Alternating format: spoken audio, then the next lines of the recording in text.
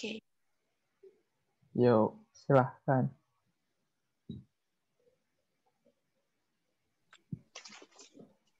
Pancasila sebagai dasar nilai pengembangan.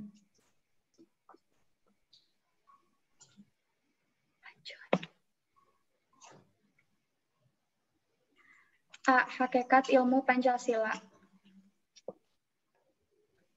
Pengertian ilmu pengetahuan dan teknologi. A. Apa itu ilmu? Kata ilmu berasal dari bahasa Arab, yaitu alima yang artinya pengetahuan. Bahasa Indonesia mengekuivalenkan alima dengan istilah sains. Sains berasal dari bahasa Latin, yaitu scio, sire, yang artinya pengetahuan. Ilmu adalah pengetahuan. Ilmu mengandung 3 kategori. 1. Hipotesis, yaitu dugaan perkiraan berdasarkan sejumlah data. Yang kedua, teori, yaitu apabila data pada hipotesis itu valid, maka hipotesis itu akan menjadi tesis atau teori. Yang ketiga, dalil hukum. Jika teori mencapai generalisasi yang umum, maka akan menjadi dalil. Jika teori memastikan hubungan sebab akibat yang serba tetap, maka akan menjadi hukum.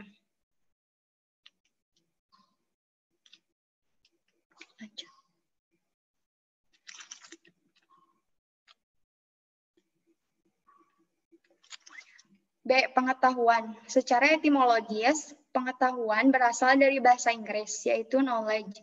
Menurut Encyclopedia of Philosophy, pengetahuan adalah kepercayaan yang benar. Menurut Ghazalba, pengetahuan adalah apa yang diketahui atau hasil pekerjaan tahu, atau hasil dari kenal, sadar, insaf, mengerti, dan pandai. Dalam kamus filsafat, pengetahuan adalah proses kehidupan yang diketahui secara langsung dari kesadarannya sendiri. Orang pragmatis, John Dewey, tidak membedakan pengetahuan dengan kebenaran. Jadi, pengetahuan itu harus benar. Kalau tidak benar adalah kontradiksi. Suayedi mengemukakan bahwa manusia memiliki 4 pengetahuan. Yang pertama, pengetahuan biasa, yaitu pengetahuan yang dalam filsafat dikatakan dengan istilah common sense. Sering diartikan good sense, karena seseorang memiliki sesuatu di mana ia menerima secara baik. Yang kedua, pengetahuan ilmu. Ilmu sebagai terjemahan dari sains yang pada prinsipnya merupakan usaha untuk mengorganisasikan dan mensistematisasikan common sense. Suatu pengetahuan yang berasal dari pengalaman dan pengamatan dalam kehidupan sehari-hari. Pengetahuan yang diperoleh dengan ilmu diperolehnya melalui observasi, eksperimen, dan klasifikasi. Yang ketiga, pengetahuan filsafat. Pengetahuan ini diperoleh dari pemikiran yang kontemplatif dan spekulatif. Yang keempat, pengetahuan agama. Pengetahuan ini diperoleh dari Tuhan lewat para utusannya.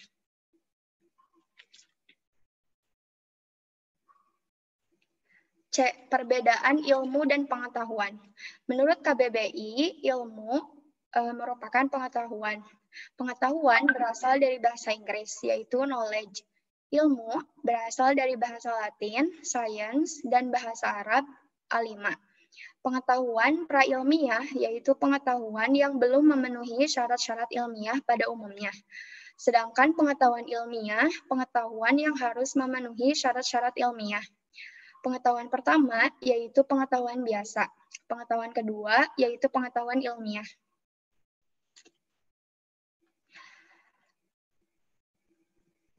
Syarat-syarat pengetahuan ilmiah. Yang pertama, harus memiliki objek tertentu, yaitu objek formal dan material. Yang kedua, harus bersistem. Yang ketiga, memiliki metode tertentu. Yang keempat, sifatnya umum. Pada dasarnya, pengetahuan berbeda dengan ilmu. Perbedaan itu terlihat dari sifat sistematisnya dan cara memperolehnya. Dalam perkembangannya, pengetahuan dengan ilmu bersinonim arti, sedangkan dalam arti material keduanya mempunyai perbedaan. Dari hal tersebut, maka ilmu adalah sebuah pengetahuan yang berobjek, bersistem, bermetode, dan bersifat universal. Setiap ilmu pasti pengetahuan, namun tidak semua ilmu itu. namun tidak semua ilmu itu pengetahuan.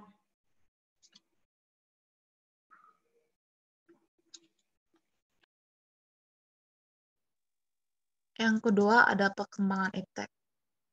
Iptek ditemukan dikarenakan jalan pikiran manusia yang rasional dan pendalaman ilmu pengetahuan. Dan ada beberapa tahapan dari penemuan iptek. Yang pertama itu dari zaman pra-Yunani atau zaman batu. Pada masa ini, manusia masih menggunakan batu sebagai peralatan berkisar antara 4 juta tahun atau sampai 20.000 tahun. Yang kedua ada zaman Yunani kuno. Zaman ini dianggap sebagai ilmu filsafat karena bangsa Yunani tidak mempercayai mitologi dan tidak lagi menerima sikap receptive attitude, melainkan menumbuhkan sikap inquiring attitude. Yang ketiga ada zaman abad pertengahan. Zaman ini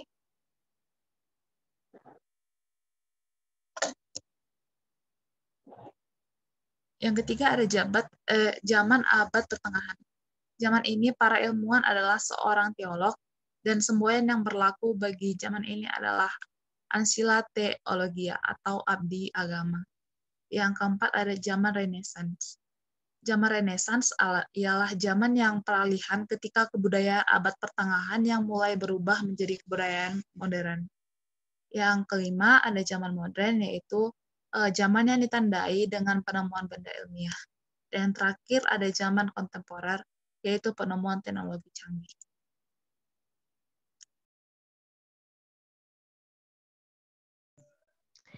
B. Pancasila sebagai dasar ilmu pengetahuan dan teknologi. Adapun nilai-nilai Pancasila sebagai dasar pengembangan ilmu pengetahuan dan teknologi yang terkandung dari setiap sila Pancasila adalah sebagai berikut. Yang pertama, nilai ketuhanan sebagai dasar pengembangan ilmu. Ketuhanan yang Maha Esa. Sila ini memberikan dasar bahwa iptek tidak hanya memikirkan apa yang ditemukan, dibuktikan, dan diciptakan, tetapi juga harus dipertimbangkan maksud dan tujuannya. Apakah merugikan manusia dan alam sekitarnya atau tidak. Yang kedua, nilai kemanusiaan sebagai dasar pengembangan ilmu. Kemanusiaan yang adil dan beradab. Sila ini memberikan dasar-dasar moralis bahwa manusia dalam mengembangkan iptek harus dengan cara yang beradab. Yang ketiga, nilai persatuan sebagai dasar pengembangan ilmu. Persatuan Indonesia. Sila ini mendasari bahwa iptek hendaknya dapat menumbuhkan rasa nasionalisme, rasa kebesaran dan keluhuran bangsa sebagai bagian dari umat manusia di dunia. Yang keempat, nilai kerakyatan sebagai dasar pengembangan ilmu. Kerakyatan yang dipimpin oleh hikmah kebijaksanaan dalam permusyawaratan perwakilan. Sila ini mendasari bahwa pengembangan iptek itu haruslah bersifat demokratis. Yang kelima, nilai keadilan sebagai dasar pengembangan ilmu. Keadilan sosial bagi seluruh rakyat Indonesia. Sila ini sebagai dasar dalam pengembangan iptek dalam menjaga keseimbangan keadilan dalam kehidupan kemanusiaan.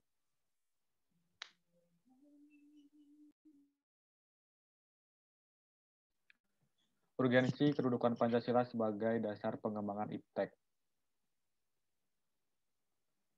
Yang pertama, urgensi Pancasila sebagai dasar nilai pengembangan ilmu. A. Iptek tidak bertentangan dengan nilai-nilai yang terkandung dalam Pancasila, mengandung asumsi bahwa ilmu pengetahuan dan teknologi itu berkembang secara otonom. Kemudian dalam perjalanannya dilakukan adaptasi dengan nilai-nilai Pancasila. B. Setiap ilmu pengetahuan dan teknologi yang dikembangkan di Indonesia harus menyertakan nilai-nilai Pancasila sebagai faktor internal, mengandalkan bahwa sejak awal pengembangan iptek sudah harus melibatkan nilai-nilai Pancasila. Namun, keterlibatan nilai-nilai Pancasila ada dalam posisi tarik ulur. Artinya, ilmuwan dapat mempertimbangkan sebatas yang mereka anggap layak untuk dilibatkan. C. Nilai-nilai Pancasila berperan sebagai rambu normatif bagi pengembang iptek mengasumsikan bahwa ada role of the game yang harus disepakati oleh para ilmuwan sebelum ilmu itu dikembangkan. Namun tidak ada jaminan bahwa role of the game itu akan terus ditaati dalam perjalanan pengembangan iptek itu sendiri. Sebab ketika iptek terus berkembang, aturan main seharusnya terus mengawal dan membayangi agar tidak terjadi kesenjangan antara pengembangan iptek dengan role of the game. D. Setiap pengembangan iptek harus berakar dari budaya dan ideologi bangsa Indonesia dan memandang bahwa Pancasila bukan hanya sebagai dasar nilai pengembangan ilmu, tetapi sudah menjadi paradigma ilmu yang berkembang di Indonesia. Untuk itu, diperlukan penjabaran yang lebih rinci dan pembicaraan di kalangan intelektual Indonesia. Sejauh mana nilai-nilai Pancasila selalu menjadi bahan pertimbangan bagi keputusan-keputusan ilmiah yang diambil.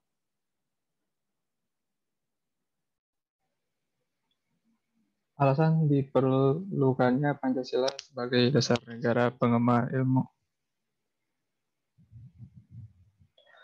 A. Pluralitas nilai yang berkembang dalam kehidupan bangsa Indonesia. Dewasa ini seiring dengan kemajuan iptek menimbulkan perubahan dalam cara pandang manusia mengenai kehidupan. Hal tersebut membutuhkan refleksi tersendiri agar tidak terjerumus kepada keputusan nilai yang tidak sesuai dengan pribadi bangsa. B. Pada masa depan, iptek memiliki dampak negatif di mana di masa depan yang terdapat pada titik nadir dan membahayakan eksistensi hidup manusia. Maka dari itu, diperlukan tuntutan moral bagi para ilmuwan dalam pengembangan iptek di NKRI. C.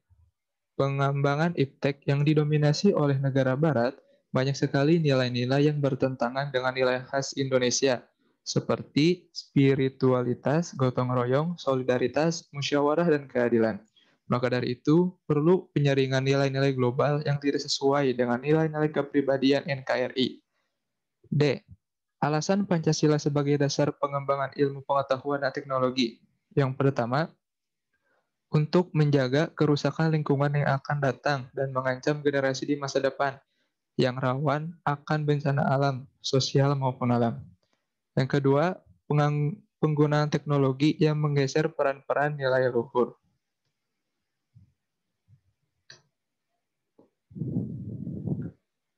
Gaya hidup global menggantikan nilai-nilai kearifan lokal. Pengembangan iptek harus senantiasa berorientasi pada nilai-nilai Pancasila. Sebaliknya, Pancasila dituntut terbuka dari kritik, bahkan persatuan dari perkembangan ilmu yang menjadi tuntutan manusia. Pengembangan ilmu harus sampai pada penyadaran bahwa fanatisme kenetralan keilmuan atau kemandirian ilmu hanya akan menjebak diri seseorang pada masalah yang sulit diatasi jika hanya berpegang pada kaidah ilmu sendiri.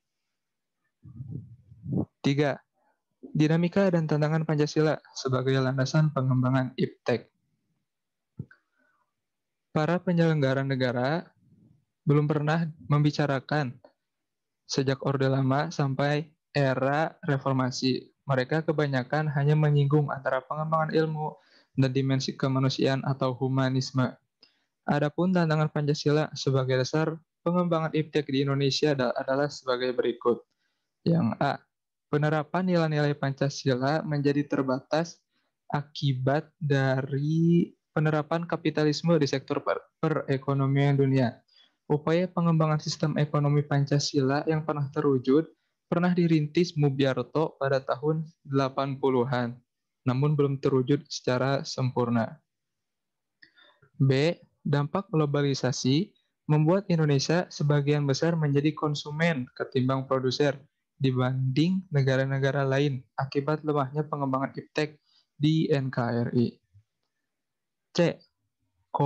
Konsumerisme menyebabkan Indonesia menjadi pasar bagi produk-produk negara yang maju. D. Pragmatisme yang berorientasi pada 3 ciri, yaitu workability atau keberhasilan, satisfaction atau kepuasan, result atau hasil, mewarnai perilaku kehidupan kebanyakan masyarakat di Indonesia.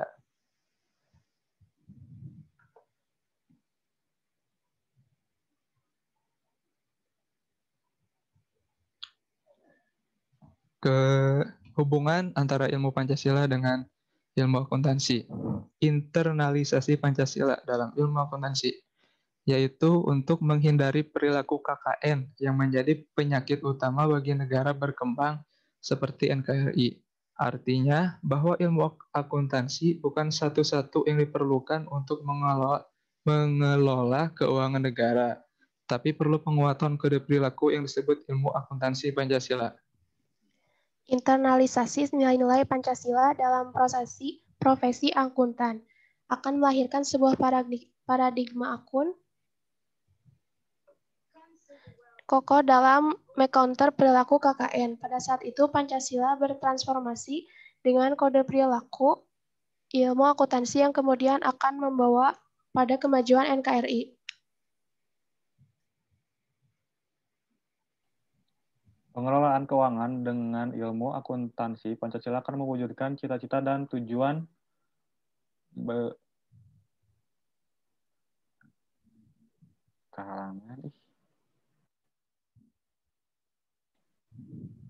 Pengelola keuangan dengan ilmu akuntansi Pancasila akan mewujudkan cita-cita dan tujuan bangsa Indonesia yang tercantum dalam pembukaan Undang-Undang Dasar 1945, yaitu cita-cita bangsa Indonesia adalah perjuangan pergerakan kemerdekaan Indonesia telah sampailah kepada saat yang berbahagia dengan selamat sentosa mengantarkan rakyat Indonesia ke depan pintu gerbang kemerdekaan negara Indonesia yang merdeka, bersatu, berdaulat, adil, dan makmur. Sedangkan tujuan bangsa Indonesia adalah membentuk suatu pemerintahan NKRI yang melindungi segenap bangsa Indonesia dan seluruh tumpah darah Indonesia, memajukan kesejahteraan umum, bersama mencerdaskan kehidupan bangsa, ikut berperan aktif, dan ikut serta dalam melaksanakan ketertiban dunia yang berlandaskan kemerdekaan.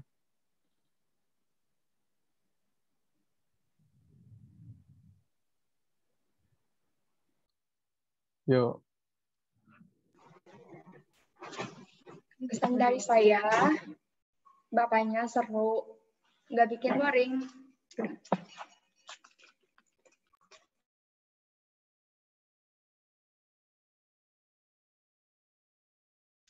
Udah lanjut. Selesai. Kesan belajar. Kalau dari saya, pesannya Bapaknya bisa lebih memaparkan pelajarannya lebih jelas dan bisa lebih interaktif dengan mahasiswanya. Sekian.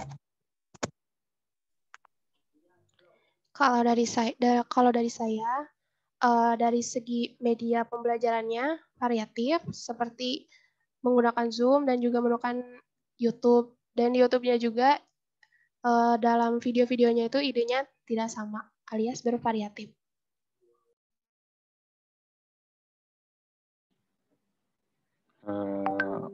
Dari saya, pesan-pesannya untuk Bapak,